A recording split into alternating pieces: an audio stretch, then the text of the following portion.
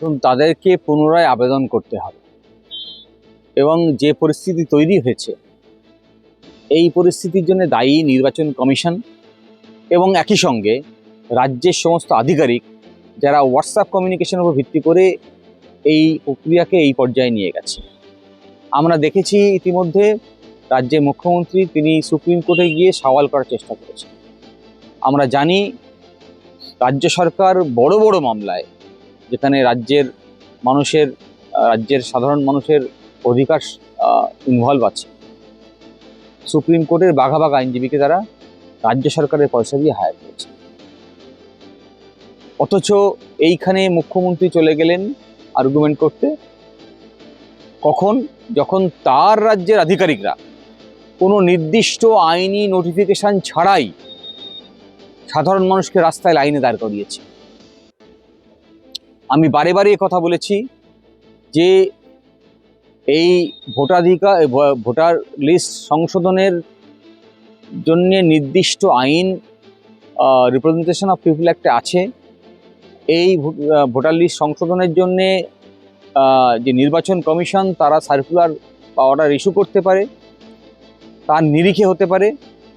কাজ না হওয়া সত্ত্বেও, এ ধরনের কোনো অর্ডার না থাকা সত্ত্বেও আইনের বাইরে গিয়ে এই প্রক্রিয়া চলছে দীর্ঘদিন এবং একটা চিত্রনাট্য উপহার দিয়েছে পশ্চিমবঙ্গের মানুষের কাছে, যেখানে নির্বাচন কমিশনের সঙ্গে রাজ্য সরকারের একটা লড়াই তৈরি হয়েছে, দেখানো হচ্ছে। এবং সেই লড়াই, তার ভিত্তিতেই সুপ্রিম কোর্ট একটা কমিটি তৈরি করে দিয়েছে, যেখানে কলকাতা হাইকোর্ট ইনভলভ আছে। তারা ওভারসি করছে, জেলার ম্যাজিস্ট্রেটরা থাকবেন, ডিস্ট্রিক্ট জাজেসরা থাকবেন। ফলে আমরা আগামী দিনে যা হচ্ছে তাতে আমার একটাই বার্তা হবে মানুষের কাছে, যদি আপনি এদেশের স্বীকৃত যে অধিকার সংবিধানে আছে তা যদি নিশ্চিত করতে চান, যদি আপনি মনে করেন দেশের নাগরিক হিসেবে আপনার ভোটাধিকারটা আপনার আছে, তাহলে সেটাকে রক্ষার দায়িত্ব আপনার নিজের। যদি আপনি বাড়ি বসে থেকে মনে করেন আপনার অধিকার রক্ষা হবে, তাহলে আগামী দিনের ভারতবর্ষ আপনার এই অধিকার রক্ষা করার দায় নেবে না। ভারতবর্ষের রাজনীতি, ভারতবর্ষের রাষ্ট্র ব্যবস্থা, যে পরিকাঠামো, যে কাঠামোর মধ্যে আমরা আছি, সেই কাঠামো যাদের যে দায়িত্ব ছিল, সাংবিধানিক দায়িত্ব, সেই দায়িত্ব তারা পালন করছে না। ফলে সংবিধান আপনার উপরেও কিছু দায়িত্ব দিয়েছে। যখন সংবিধানের অন্যান্য ইনস্টিটিউশনগুলো তাদের সাংবিধানিক দায়িত্ব পালন করে না, সচেতনভাবে করে না, এবং আপনার অধিকারকে খর্ব করার জন্য করে না, তখন দায়িত্ব আপনার উপরে বর্তায় এই দেশের সংবিধানকে রক্ষা। আর এই দেশের সংবিধান রক্ষা তখনই করা সম্ভব যখন আপনি আপনার দায়িত্ব পালন করবেন, আপনার ভোটাধিকারকে নিশ্চিত করবেন। এই ভোটাধিকার নিশ্চিত করতে গেলে আপনার নামটি ভোটার তালিকায় অন্তর্ভুক্তি নিশ্চিত করতে হবে।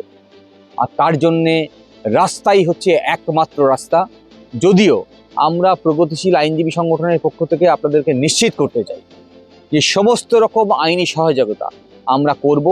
কলকাতা হাইকোর্টের কাছে যেহেতু সুপ্রিম কোর্ট বলে দিয়েছে এই সংক্রান্ত সমস্ত মামলা কলকাতা হাইকোর্ট একটা নির্দিষ্ট বেঞ্চ তৈরি করে সেখানে দ্রুততার সঙ্গে শুনানি করার ব্যবস্থা করবে।